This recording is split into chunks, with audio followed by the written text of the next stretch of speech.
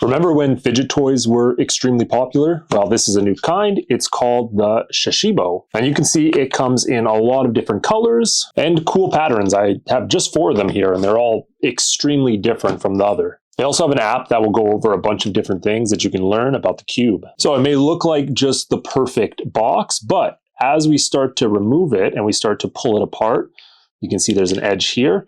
It's going to transform, and you're going to notice the design is going to change with it. So the cool part about this fidget toy is you can actually turn it into like something like 30 plus different shapes, and it's all about exploration and playing around and trying to find that next shape. And it can be pretty frustrating at times because there's just so many different movements. Let's see, I think I almost have the pyramid. So we did something here.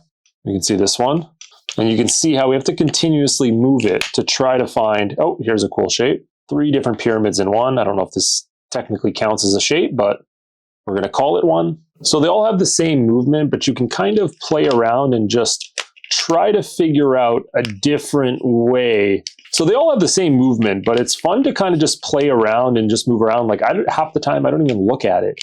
I'm just moving it up and down. I'm twisting it. I'm trying to pull things through.